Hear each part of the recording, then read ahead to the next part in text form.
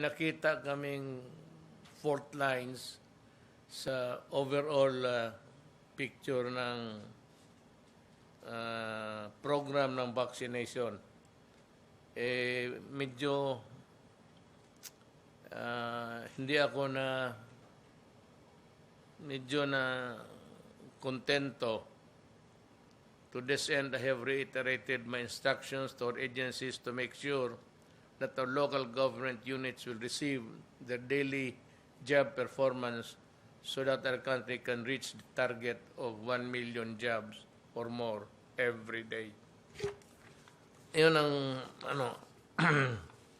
I have ordered Secretary Galvez, the PNP, and the AFP to provide all the necessary support to our LGUs, particularly in the delivery of vaccines and mobilization of resources.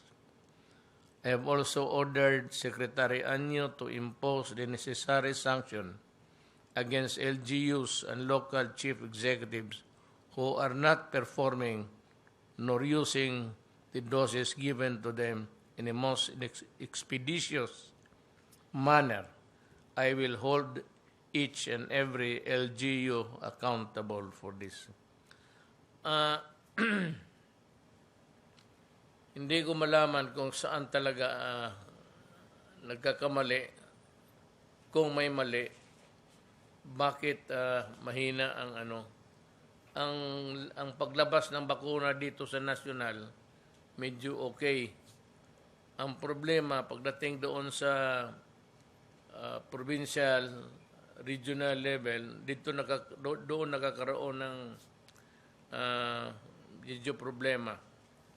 So that even in the matter of deploying them to the proper sites, mahina. So sabi ko, gamitin na lang ang mga air assets ng PNP, pati AFP. Pagdating doon sa pag-deliver doon sa aeroplano, tapos pagdating doon yung TOG, yung mga helicopter nandyan sa will take over. Sila na ang maghatid doon sa mga municipal governments.